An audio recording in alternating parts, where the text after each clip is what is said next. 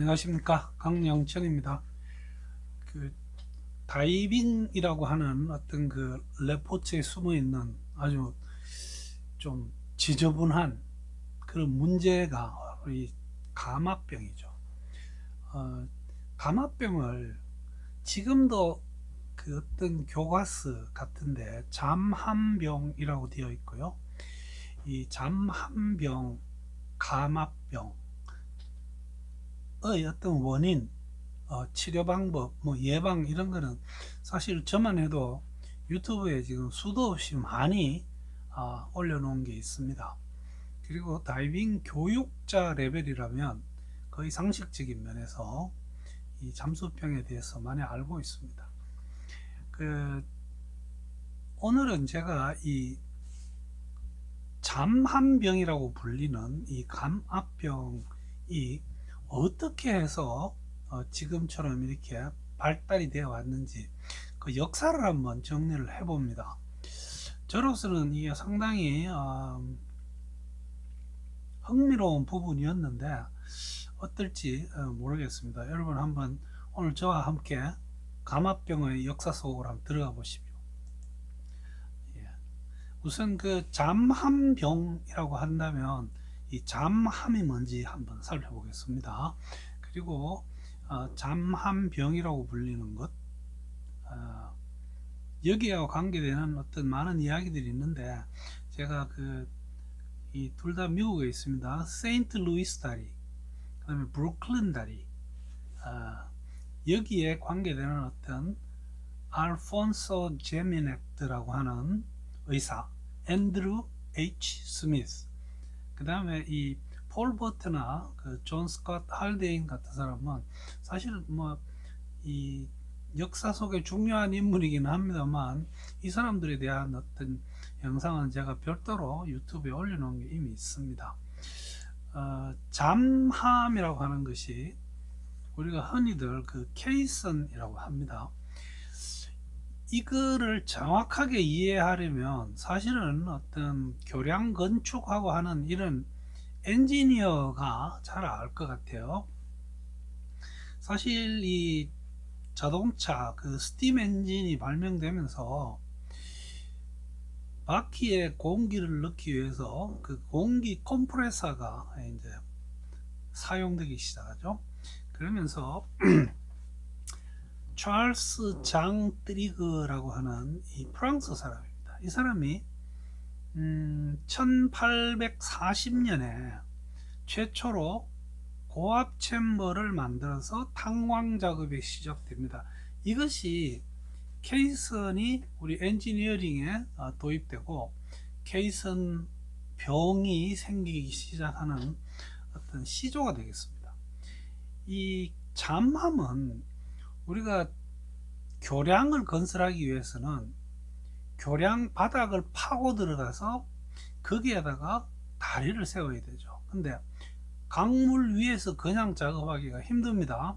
그래서 이 잠함을 물 위에서 밑으로 내린 다음에 이제 이렇게 되면 그 잠함 안에는 물이 가득 찹니다. 이 물을 퍼내기 위해서, 그 다음에 그 물이 계속 들어오지 못하게 하기 위해서 압축 공기를 사용해서 그 잠함 속을 고압 상태로 유지를 합니다. 그래서 흔히들 생각하듯이 뭐 강바닥 18m 20 뭐 이렇게 내려가서 그래서 감압이 생겼다, 이거 하고는 이야기가 사실은 좀 다릅니다. 깊이 들어갈수록 그 압력에 맞춰서 고압의 공기를 잠함에다 채웁니다. 그래서 압력에 의해서 생기는 질환이 바로 잠함병이죠. 이 보통은 사각형으로 생긴 게 제일 많고 뭐 원통형도 있다고 합니다. 그 챔버 안으로, 이 잠함 안에 사람들이 처음 작업할 때는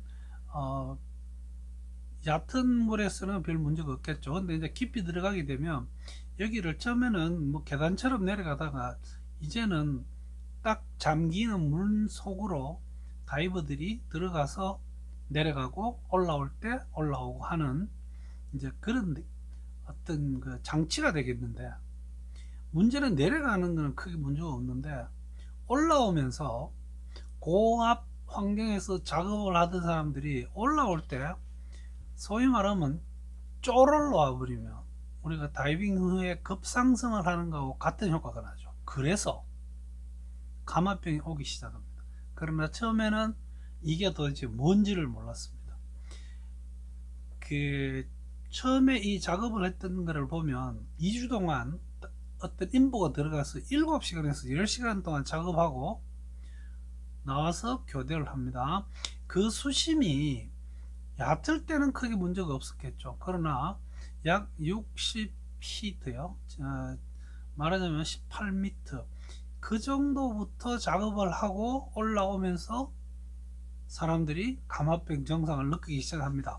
그러나 그때는 이 감압병에 대한 개념이 없었기 때문에 굉장히 황당한 의사도 그렇고 본인들도 그렇고 황당한 경우를 많이 당하고 황당한 치료도 하고 합니다. 차차 소개시켜 드리겠습니다. 그냥 그 깊은 어떤 압력 상태에서 작업을 7시간, 10시간 했다면 사실은 이거 뭐 엄청 오래 한 거죠. 여기서 또 사람을 확 이렇게 들어 올려 버립니다. 그러면 1시간 정도 지나니까 많은 사람들이 이상한 증상을 느끼기 시작합니다. 일시적으로 호흡곤란이 온다든지, 이게 처음 보고되기 시작한 케이슨에서 일하고 나오면 나는 왜 이렇게 몸이 아파, 관절의 통증, 이런 것들을 이제 경험하게 됩니다. 그러나 초창기에는 일을 너무 많이 해서 그래, 자 술 한잔하고 다시 내려가, 이런 식으로 이 감압병 환자를 다시 밑에 내려갑니다. 근데 희한한 게, 내가 지금 감압병을 앓고 있는 사람이 내 감압병에 걸리게 했던 어떤 깊이까지 내려가면 그 증상이 많이 소실됩니다. 그러면 또 작업을 하고 올라오면 다시 이 증상을 느끼게 되는 거죠. 이때부터 이 감압병이 뭐냐에 대한 연구가 수십 년 동안 진행이 돼서 오늘날의 이 감압병에 대한 이해가 정립이 됐다고 보시면 되겠습니다. 이 처음 이 잠함이란 것을 만들었다고 해야 되나요? 이 비폴이라는 사람과 TJJ 와텔레라고 하는 이 두 사람이 이 잠함 작업을 하면서, 이분들은 그 일을 하는 사람들에서 오는 증상이 자신이 잘 이해가 안 되니까 본인이 직접 그 환경에 내려가서 작업을 같이 하거나 감독을 하면서 이것을 겪게 됩니다. 제일 많이 이제 나타나기 시작하는 게, 우리가 다리를 칠 때 보통 그 깊이가 약 100피트 정도 뚫는다고 합니다. 그래서 그 잠함 안에 압력을 3.5바 정도 되는 그런 사람들에게서 작업하고 나오면 이상한 증상들이 가장 많이 나타납니다. 그래서 이거를 이 두 사람이 계속 관찰하고 자신이 직접 그것을 경험하다 보니까 가슴이 아프거나 뭐 사지에 마비가 오거나 구토, 뭐 숨이 차거나 하는 이런 경험들을 직접 하고, 이때만 해도 이 병이 내가 흡입하는 공기 안에 산소가 부족해서 그런가, 아니면 이산화탄소가 축적돼서 그런가, 이런 식의 생각을 하게 됩니다.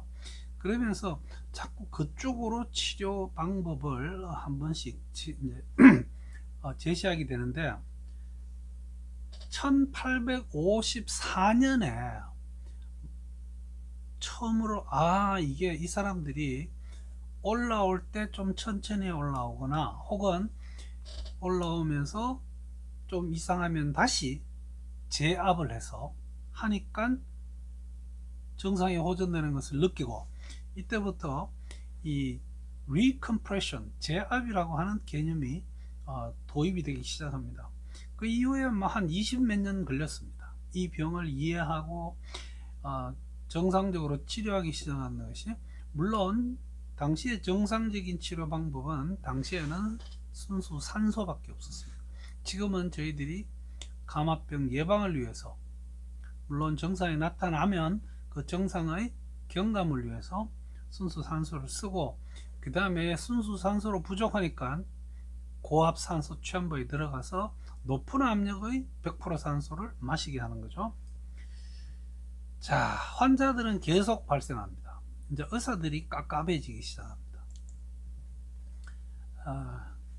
그냥 이 지나가는 이야기로 한번 해보겠습니다. 제가 이 영상을 준비하면서 케이슨이라는 것을 검색을 했더니 인천에 케이슨 24라고 하는 카페, 식당, 어떤 문화공간 이런 게 있습니다. 그래서 사실은 그 홈페이지에 있는 전화 번호에다가 제가 전화를 해서 어떤 그 여자 직원이 받았는데, 누가 이 케이슨이라는 이름을 붙였는지 잘 이해를 못하고 있습니다. 근데 그 여기서 지금 이 그림에도 잠깐 나옵니다만, 인천대교 작업을 할 때 잠함 작업을 많이 했겠죠. 그거하고 관계되는 게 아닌가, 뭐 이런 생각을 합니다. 어쨌든 뭐 가까이 계시는 분은 한번 가셔서 케이슨 24에 들려서 카페에서 커피 한잔 하십시오. 광고 오래 받은 것은 절대로 아닙니다. 자, 그 다음에 이 잠한병입니다. 제가 이 잠한병을 자꾸 강조하는 것이, 처음에 저는 다이빙계에 들어와서 또 의사로서 이 부분에 관심을 가지고 공부를 하는데, 저희들 그 의학 교과서에도 감압병이라는 용어는 없었습니다. 저는 과연 이 감압병이라고 하는 용어를 한국에서 누가 제일 먼저 썼을까? 전 제가 아닌가, 뭐 이런 생각까지 하게 됩니다. 다른 분이 저한테 감압병이라는 용어를 쓴 적이 없습니다. 어쨌든 의학 교과서에도 이 decompression sickness를 찾아보면 그 당시는 잠함병으로 나왔어요. 이 잠함이 케이슨에서 생기는 병이라고 해서 잠함병이라고 했고요. 이 우리나라 의료보험 체계 안에 보면 질병 코드 책이 있습니다. 그 안에 보면 이 T70으로 시작되는 이 질병 번호들이 기압이나 수압의 영향을 받아서 생기는 어떤 문제들에 대한 대표 번호가 T70입니다. 즉 T703 이렇게 하면 잠함병으로 나오고요. 이제 감압병이라는 용어가 같이 적혀 있습니다. 그래서 제가 처음 이것을 관심을 가지고 찾을 때만 해도 우리 그 건강보험공단에서 나오는 질병 코드 책에 잠한병으로 적혀 있었다는 그런 이야기를 드립니다.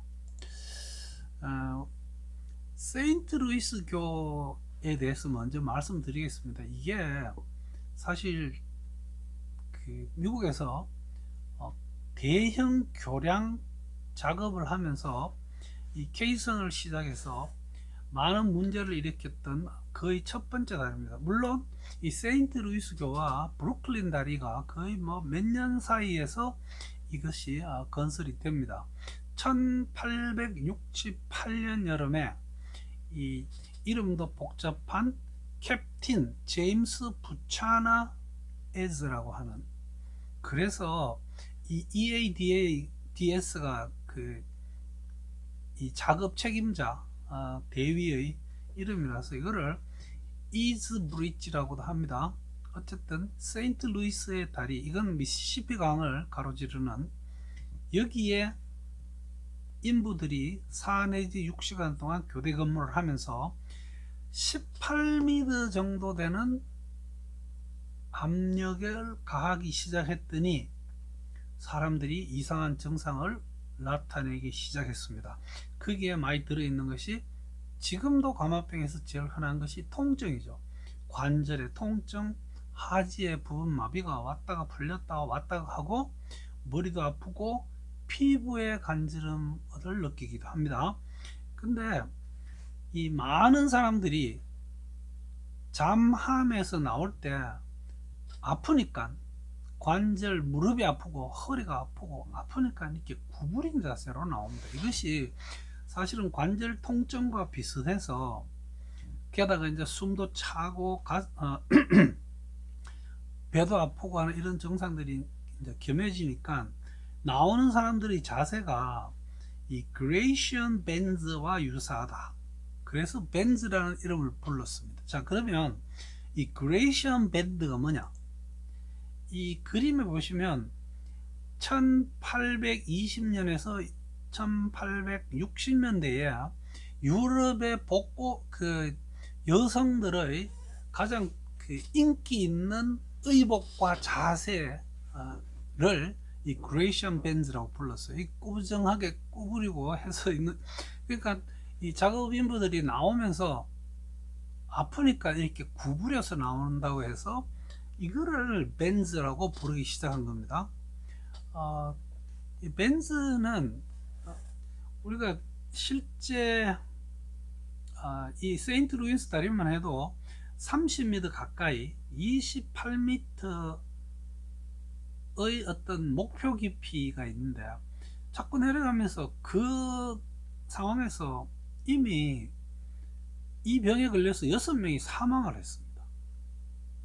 공사가 다 끝났을 때 전체 인부의 25%, 4명 중에 1명이 이런 증상을 경험했고, 그 중에 30명이 입원을 하고 토탈 13명이 죽습니다. 영구 마비를 보인 사람도 2명이 있었습니다. 근데 이 당시에 1870년경에요. 알폰소 제미네트라고 하는 이 의사가, 이 동네에서 일하던 의사인데, 이 세인트루이스 교 작업 현장에 본인이 소위 말하는 병원을 개원합니다. 즉, 이 사람이 사실 우리 인류 역사에 작업 현장에 전담 의사로 들어간 첫 번째 의사로 기록이 되어 있습니다. 그래서 이 사람은 이 잠한병에 걸린 인부들이 나오면 워낙들 불편해 하니까 뭔가 치료를 해주기 위해서 굉장히 노력을 합니다. 그래서 1시간 동안 자기 의원에서 머물게 합니다. 그러면서 아주 그 소고기 수프를 진하게 달여가지고 다 먹였습니다. 먹인 양이 거의 450cc씩 강제로 다 먹게 했습니다. 그러고는 도대체 이제 의사로서 이게 뭐야 싶어지니까 본인이 직접 이 잠함에 내려갑니다. 해서 여러 가지 경험들을 직접 경험합니다. 여러 가지 증상을 직접 경험하게 됩니다. 이때 자기가 느꼈던 것 중에 하지마비가 있습니다. 복통이 있고요. 이거를 3일 동안 겪었다. 이런 기록을 남깁니다. 이 자미넷이라는 사람이 상당히 재밌습니다. 이 사람은 말하자면 일반 감압 감압 이런 어떤 의학을 연구하던 사람이 아닙니다. 그러다 보니까 이 일을 하면서도 자기가 이해를 못하는 부분이 너무 많고 한데, 결론적으로 이거는 압력이 높은 데 갔다가 압력이 낮은 데로 감압하는 이거에 어떤 연관이 있는 것 같다고 확인하고 주장을 하기 시작합니다. 그래서 압력을 가하는 속도, 그 다음에 압력을 벗어나는 감압하는 속도가 중요하다고 주장을 하기 시작합니다. 물론 당시에 이 사람이 주장했던 권장 속도는 지금의 개념에 비해서 굉장히 빠릅니다. 여러분, 지금 우리 다이빙에서 상승 속도 일반적으로 1분에 9m 올라오는 되어 있습니다. 이 속도를 과연 누가 결정했을까요? 물론 지금 제가 말씀드린 분당 9m를 처음 문헌에 남긴 것은 미 해군 그 잠수표입니다. 그러나 이 수치가 나올 때까지는 사실 많은 희생이 있었습니다. 자, 내가 지금 예를 들어서 압력 4기압 정도 되는 곳에서 작업을 많이 하고, 나는 빨리 올라가서 쉬고 다시 내려와서 작업을 해야 돈을 법니다. 그러다 보니까 내가 올라가는 그 엘리베이터 같은 것을 처음에는 수동으로 돌렸습니다. 자, 막 감아 올립니다. 한 사람이 감으면 너무 천천히 올라갑니다. 그래서 깝깝하거든. 그 이 사람이 한번 올라왔다 다시 내려가면서 야, 다음에 이거 엘리베이터 좀 빨리 올려줘 해서 그 다음에 두 사람이 붙고 세 사람이 붙고 하면서 속도가 점점 빨라집니다. 그러면서 감압병 증상을 경험하기 시작하는 겁니다. 결론은 이 알폰소 제미넷이 어떤 감압병을 예방하기 위한 이정표를 확립했는 것까지는 맞습니다. 그 다음 이 브루클린 다리도 설명을 좀 드리겠습니다. 여기는 뭐 가서 저는 별다른 감흥이 없었습니다. 이 맨하탄과 브루클린 사이에 있는 다리고요. 이게 그 사이에 흐르는 맨하탄 강을 그 이스트 리버라고 합니다. 우리말로 하면 동강이죠. 그래서 이게 동강교가 됩니다. 1870년 5월에 시작해서 브루클린보다 조금 늦게 시작합니다. 1883년에 개장을 합니다. 이게 그 당시만 해도 전 세계에서 가장 큰 세계 최장 현수교입니다. 서스펜전 브릿지라고 하죠. 길이가 486m 정도 됩니다. 이때 사용한 케이슨의 크기가 하나가 480평입니다. 이게 1486평방미터가 이 정도 되더군요. 케이슨이 엄청 큰 게 사용됐고, 당연히 이것은 브루클린 다리를 미안합니다. 그 세인트루이스 다리를 지을 때 사용했던 것보다 더 크게 만들었습니다. 케이슨을. 예, 이 브루클린 다리가 그 뉴욕 쪽에서는 어떤 관광 포인트이기도 합니다. 뭐 이게 초창기 흑백 사진이고요. 이렇게 보입니다. 희한하게 이때는 사람이 별로 없네요. 여기 지금 그 사람이 걸어가는 그 인도 이쪽에 엄청 많은 사람들이 여기를 오다닙니다. 그 다음에 이 앤드류 스미스에 대한 이야기를 하겠습니다. 이 사람이 브루클린 다리를 지을 때 이비인후과 의사인데, 뭐 그때만 해도 이 뭐 감압의학 이런 게 없으니까요, 현장 주치의로 자리를 잡고 있었습니다. 86명의 감압병 환자를 관찰하고요. 그 중에는 대부분이 관절이 통증, 두통, 피부 소양감, 호흡 곤란, 마비, 구토 뭐 이런 것들을 기록을 남깁니다. 그래서 이 사람이 1873년 뉴욕에 있는 의과대학입니다. 거기에서 이 현상에 대한 강의를 합니다. 그래서 이 사람이 그때 케이슨스 디지즈, 잠함병이라고 하는 이름을 처음 붙이고, 몇 개월 후에 자기가 쓰는 교과서에도 케이슨 디지즈라고 하는 병명을 만들어서 넣습니다.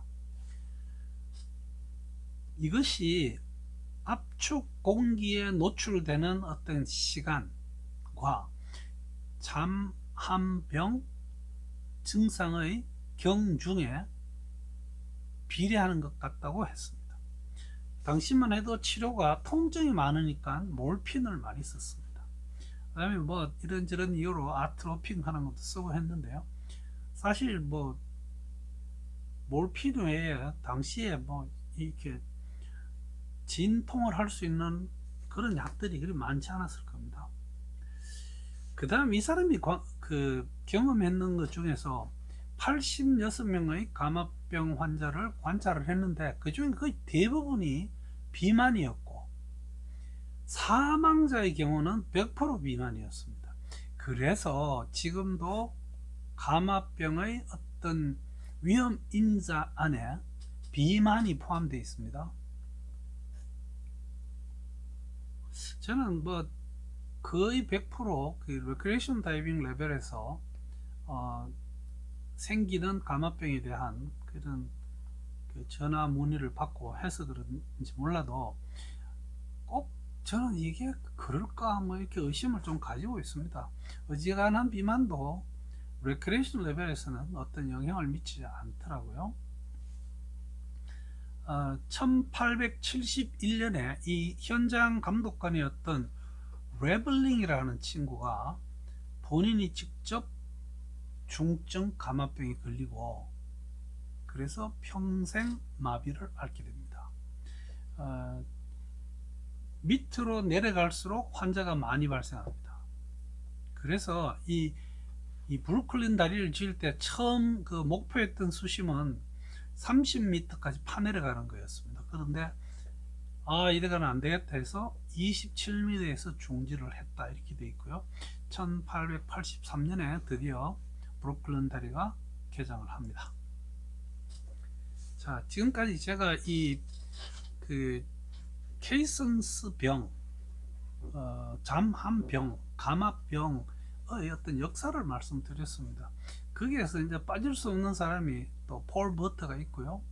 또 요 다음에 뭐 슬라이드를 준비한 할데인이 있습니다. 근데 이 사람들에 대한 이야기는 제가 이미 그 유튜브에 올려놓은 게 있습니다. 감압 이론의 변천사에 폴 버터가 있습니다. 이 사람이 사실 이 감압 이론을 정리하는데 뭐 아주 혁혁한 공을 세웠습니다. 여기서는 천천히 상승하는 것이 아주 중요하다. 그 다음에 순수 산소를 흡입하는 것이 감압병의 치료에 아주 중요하다고 하는 두 가지 엄청난 진실을 발표를 했습니다. 할데이는 결국은 최초로 감압 테이블을 완성해서 제시를 했죠. 이 사람이 유명한 게 3m씩 스테이지 감압으로 하는 게 좋겠다고 주장했기도 합니다. 뭐 방광기 이론을 도입하기도 하고요. 그 다음에 이게 뭐 꼭 감압병하고 꼭 관계되는 건 아니지만 이분이 생리학자로서 1905년에 호흡 욕구가 산소 부족이 아니고 혈액의 산도, 우리가 폐하라 그러죠. 에 따라서 호흡 욕구가 생긴다. 즉, 피 속에 산소가 부족해서 내가 숨이 찬 느낌이 오는 것이 아니고 이산화탄소가 축적되면 내가 숨이 차면서 호흡을 해야겠다는 욕구가 생긴다는 굉장히 중요한 진실을 발표했습니다. 그 이후로 지금 우리가 프리다이버들이 얕은 물에서 기절하는 뭐 얕은 물 절도, shallow water blackout이라고 하는 그 이론의 이게 바탕이 되는 그런 내용입니다. 그리고 이 할데이는 1919년에 일산화탄소 중독에 순수 산소를 사용해서 치료한 첫 번째 의사이기도 합니다. 그러나 폴 버트나 할데인에 대한 이야기는 제가 별도로 올려놓은 게 있으니까 한번 찾아봐 주시기 바랍니다. 결론입니다.